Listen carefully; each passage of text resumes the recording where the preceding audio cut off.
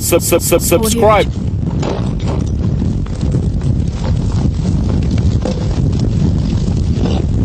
Subscribe. Hi there, I'm Lotty from Rock Out Standout / Rider Radio, and I've got George, Finn, Peter from Take Breath with me this evening. So, first off, because you're really new, brand new, I think let's say you've released your debut EP in December. Just tell us a bit about your sound, like influences and just what made you decide, like particularly during lockdown. I don't know if did you get together during lockdown? We've been together for like over a year, I think. Right. I can't remember exactly when we got together, but we released our first song in January 2020, so just before things started getting real, But, Sure. Yeah, we had such high hopes. Yeah. We got started sort of. I think we classed that as like the beginning, that first Right. song, and we just sort of all enjoyed the same kind of music. I got in touch with Louis, who plays drums for us, who's not here. Yeah.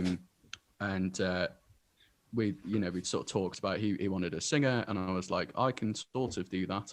And Finn was already in the band, and they'd written a good amount of material.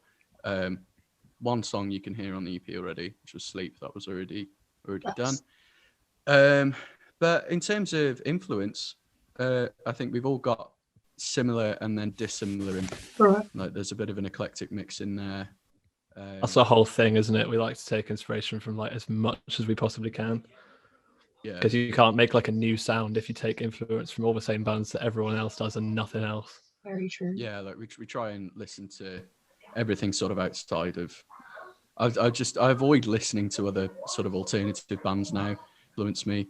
So like, especially when we're sort of working on stuff, I make a real point of just not listening to anything heavy, so that all of the sounds that we come out with are just not like that.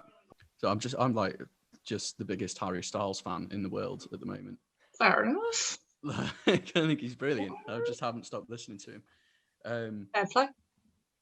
Yeah, in terms of like influences that sound like us, I think While She Sleeps is like the biggest, I think, in terms of the instrumental sound of things. I know Finn and Peter will attest to that.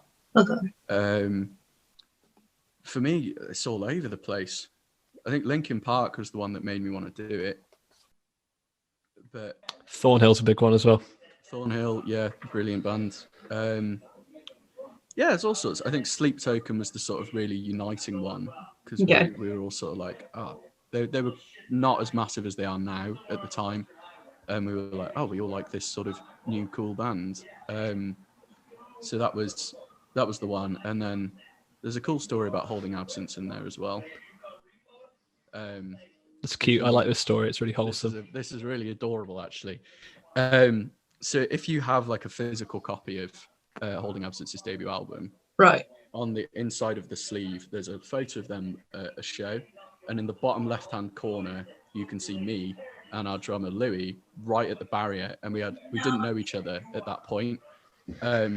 Total strangers, and then we actually met up again at a gig a few months down the line, and sort of talked about being this.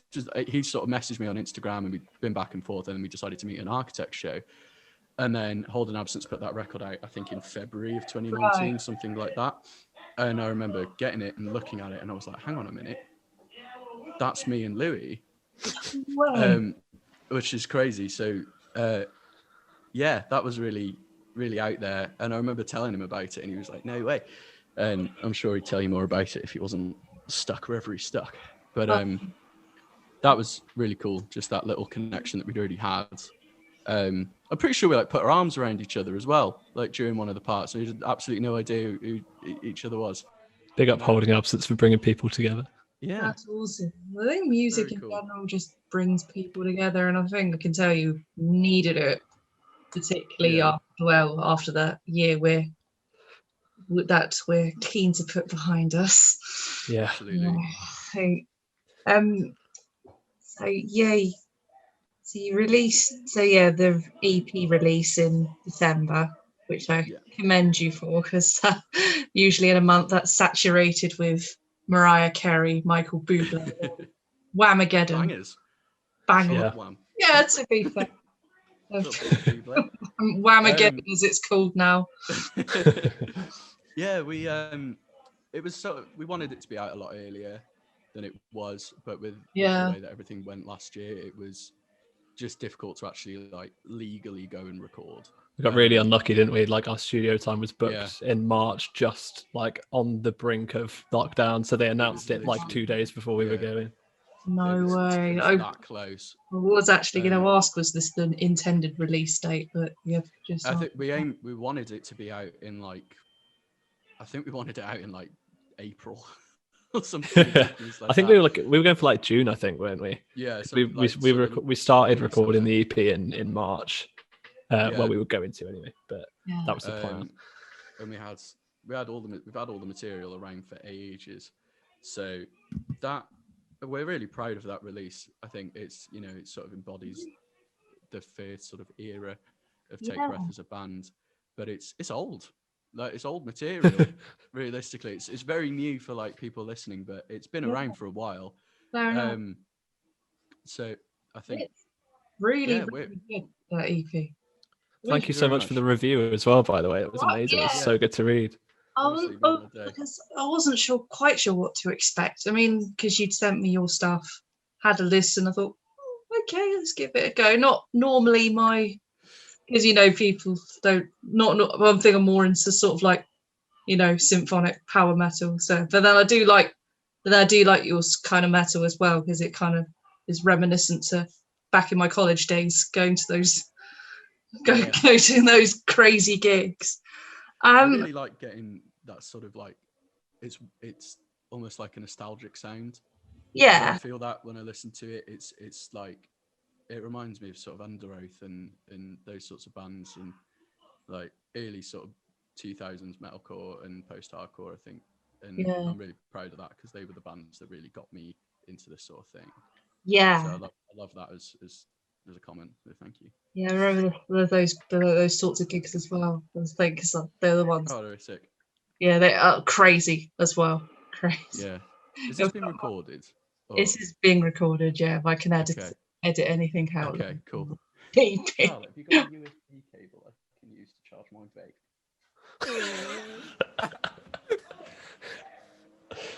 Oh, I've got one knocking First back somewhere. Just don't know. First I've literally edit. moved in today. Yeah, please. Thank you. Love you. I've moved in today, so everything's just in disarray. Okay, fair enough. Yeah, we're bubbling. Before Boris decides everything's shut again. So, I mean, everything is shut again. yeah, before he decides that everyone deserves to die alone. I think he's already decided that as well, but let's not Yeah. go there. Yeah, they're not scrapping it. Oh, mint. Okay, everything's fine. They're not scrapping social bubbles, so Gucci. No, Yeah, there glad I'm wasn't here. really that much different. I watched the briefing earlier. There wasn't actually anything different. They basically Oh, just right, said okay. the same stuff. Oh, I Right, didn't plus, know there like- was a briefing today. plus- There seems to be briefings plus- every day at the moment. Yeah, let's So- talk about something other than Yeah, Yeah. other than down. that, It's gonna Yeah. it's We're gonna going make to- me sad. we go to a tirade as well. So, when it comes to like because there are some really powerful lyrics in your stuff. I mean, some of them really hit the heart, like really, like just yeah. So when writing the lyrics, is it based upon your own? I mean, I know there's one at the end of the album where it's based on one of your guys. It's your relationship with religion and stuff. Mm. And So, yeah, it's all very autobiographical. I write the lyrics. That's sort of my like sole contribution, other than yelling. So it's all very like every song on there is about a different thing. Yeah. It's all from sort of personal experience and very autobiographical. And I tried to be sort of as honest as possible in there too. I've always just enjoyed that about this sort of style of music, is that it is very open and candid, and you get a lot of sincerity out of the lyrics. so I tried to sort of do that as much as possible and be quite real. So as much as I'm a bit of a sucker for a good metaphor, but yeah, it's all very much from personal experience. And you know, I'm happier now. But, yeah. Yeah, the Live Without, is the one about religion. I went to a very religious primary school. And my family aren't religious at all, but it was very much like, you know, this is the way, this is how it works. God made it all. And I'm not one to disparage other people for having their own beliefs. You can believe what you want to believe, whatever helps you sleep at night, whatever gets you by, that's fine by me. Yeah. But for me, I was sort of facing a lot of difficulties at the time as like a young kid. And, you know, this sort of idea that God punishes sinners. And I was like, well, what have I done? I'm 8. And I sort of started falling out with it. And it's something I've always wanted to tackle. Like, I don't mean to disrespect anybody's religious beliefs at any point. No. But it's something that I've always had like a funny relationship with and wanted to write about. And I was sort of very inspired by a band called Defeater, who are brilliant. They've done every record of theirs as a concept in like a sort of continuous story, if you're not familiar with them. Okay. And they did a record that was about sort of losing faith and that sort of thing, and it just like hit me very hard. Yeah. So I wanted to sort of do something like that of my own, and I'm glad that it's connecting with people as well. We've had a couple of people sort of speak to us about that song in particular. Yeah. And I'm glad it's sort of it was very therapeutic for me to write, as all our songs are very cathartic. Yeah. So to for that to then matter to somebody else and feel that way for them is really, really important to I think me. that's one of my favorite things about our songs is that like when we write them, it's us getting out our own personal things for the world to hear. So all of us have got stuff in there that's like really personal.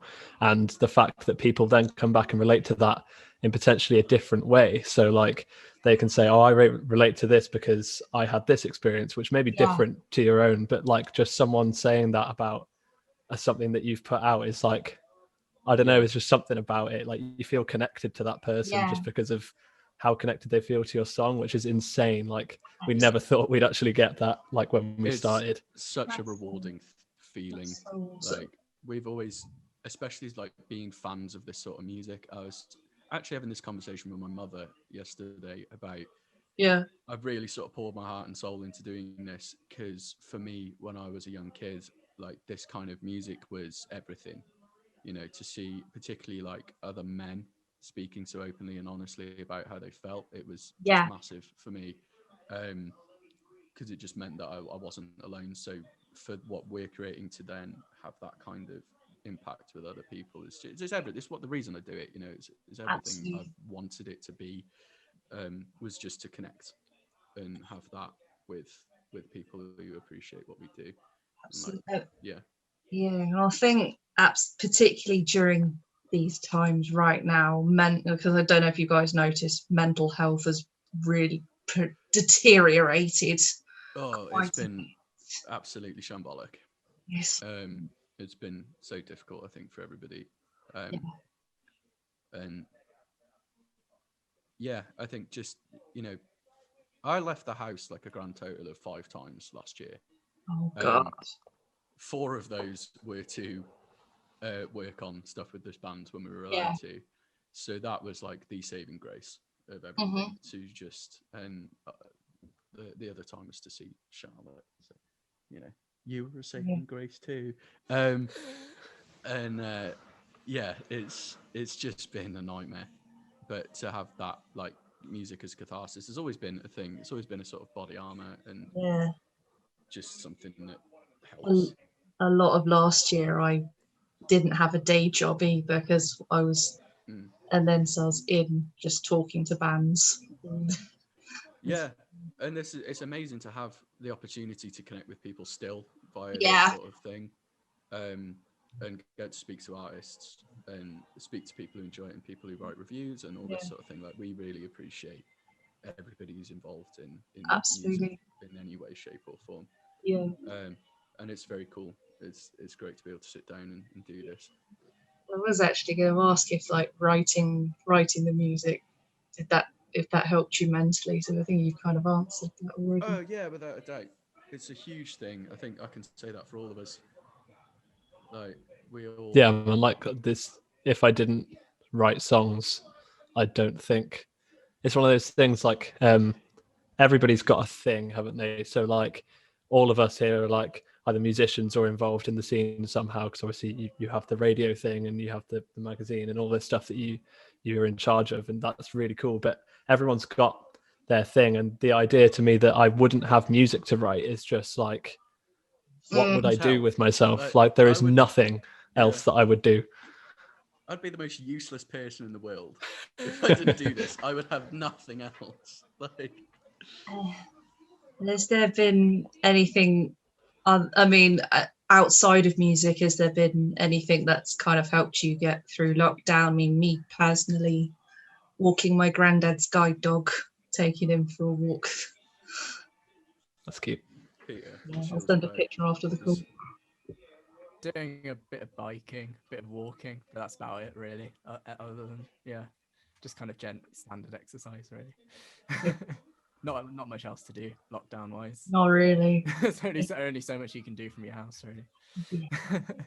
Yeah, I moved in with I moved to Manchester with my partner Leah, who by the way featured on our song Heatherfield. She plays piano in that, so shout out for that.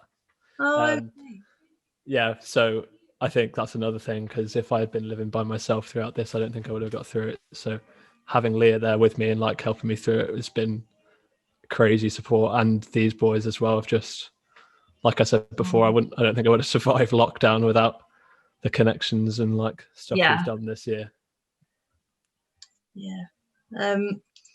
And given things to do with mental health, do you think what do you think there needs to be more things being done about mental health, or do you think at the moment we're on the right track to getting more people talking about it? There always needs to be more things done realistically at this point, but especially with just generally that always mental health needs to be a priority, but just raising awareness for it, especially right now, because we all know how like dangerous it is to be alone for this amount of time. It's not good for you, especially if you've already got things that, like, everyone's got like something that they're sad about probably a little bit of the time.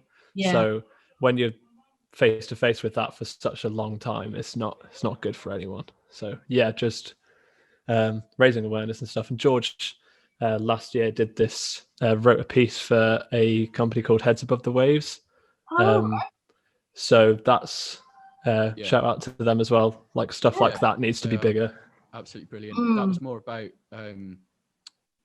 but it's sort of about my own dealings with mental health, and like I've got ADHD, and what it was like just sort of, I didn't find out about that until I was sort of already an adult. Oh God. And just what it was like being diagnosed at that point. And they are an amazing organization. It's all non-for-profit. They've got a store in Cardiff, and they just do absolutely incredible stuff. They're the nicest people in the world to speak to as well. And a couple of them are musicians as well. Sai, who's kind of, I think he's, if I'm wrong, sorry, but I think he's like the main dude. He's sort of the man in charge. He plays in a band called Junior from Cardiff, who are also great, sort of like pop punky sort of thing. They're brilliant. Love them. Great organization, and they are doing really, really good things to get the conversation about mental health out there. It's very positive. And I think particularly in this situation, you know, it's a difficult. It is. And just generally, the more people that come out and speak about their own experiences with mental health, the world gets a better place every time someone does. So raising awareness for people to be able to talk about it is definitely a big thing, isn't it, right now? Absolutely. It helps people feel less alone when talking about it as well, and make it more normal to talk about it. Definitely. Yeah.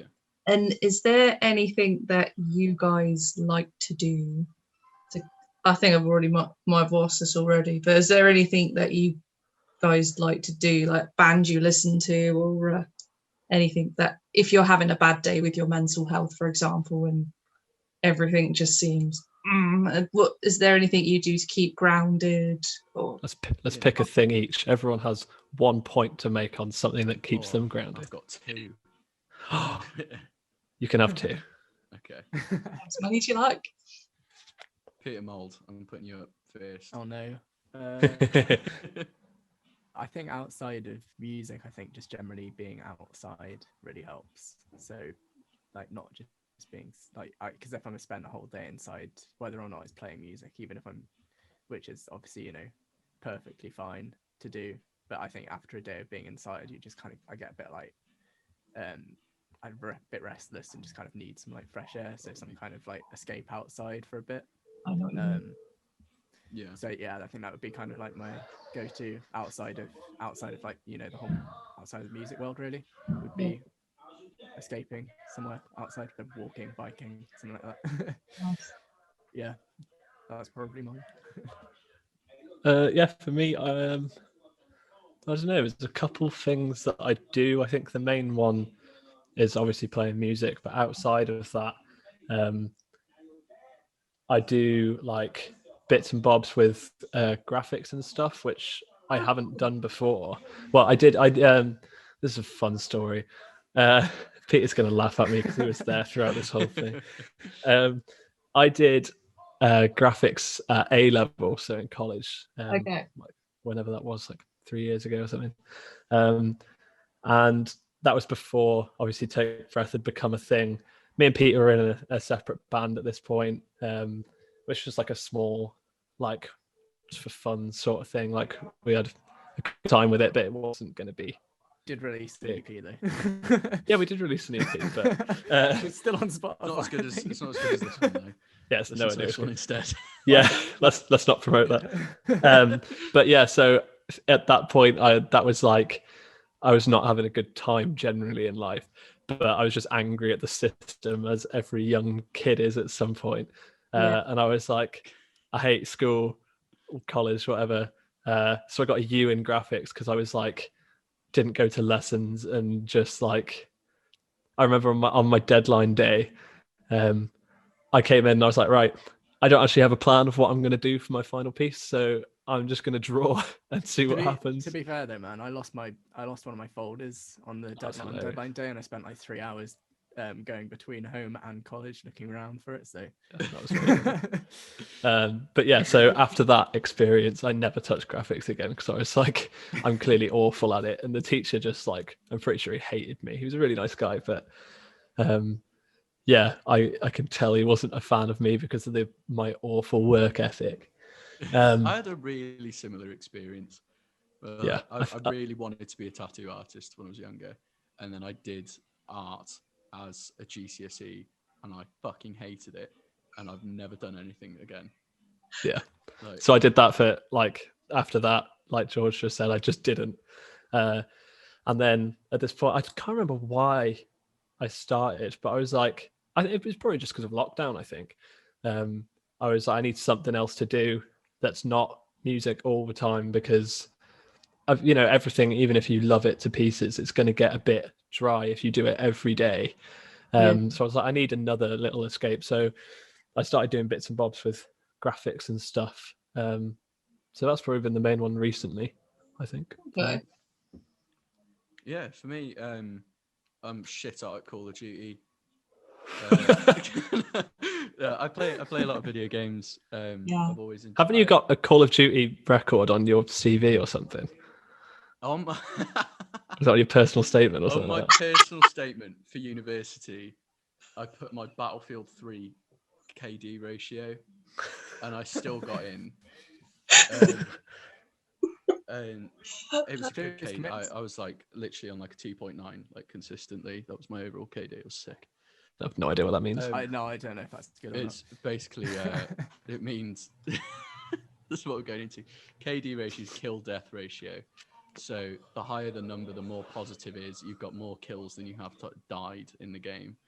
And I was sick at Battlefield 3. But yeah, I play a lot of video games.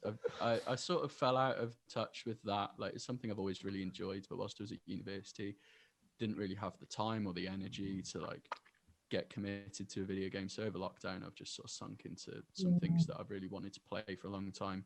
I'm also a really big football fan. Okay. So sitting down and watching the match every week is you know, a big thing for me. Up the Reds.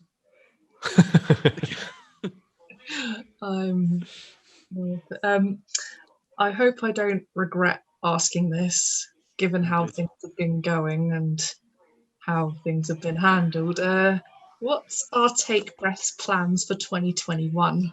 Ooh, great question. I'm going to take this so George doesn't know. I've been slapped on the wrist for giving things away too much before. So. No, he did very well last time. Fair play. Yeah. We have big plans. We've got. Every band says that, but we do.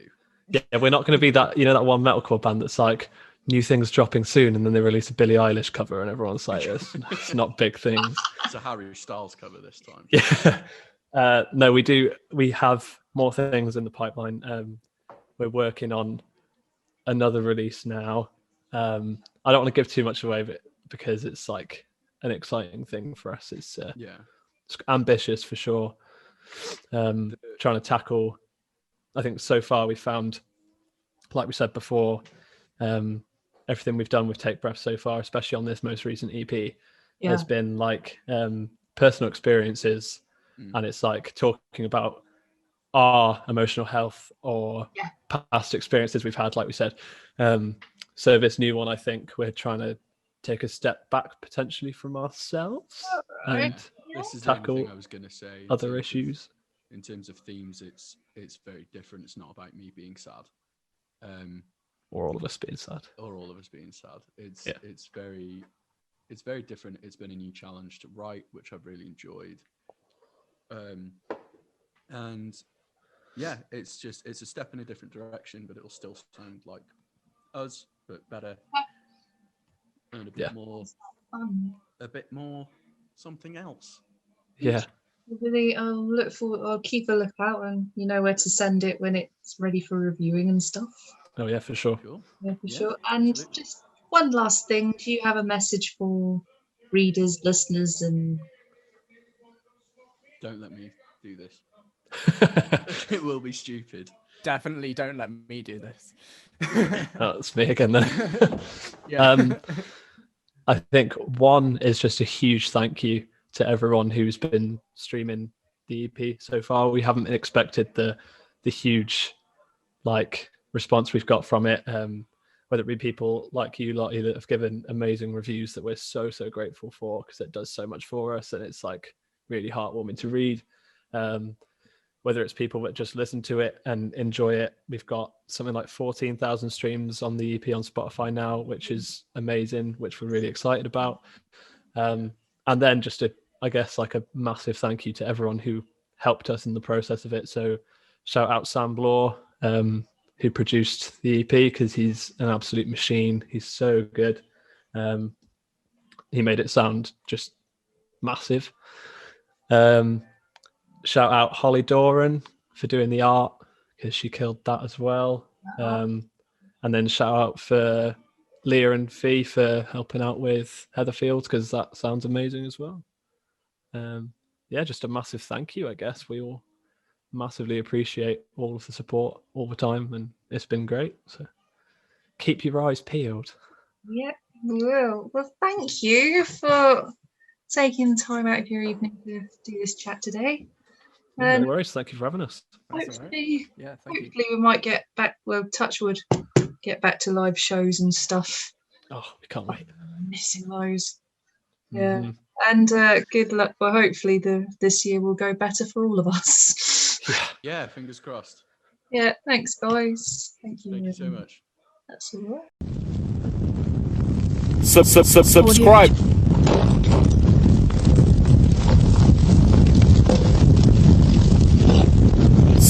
Subscribe.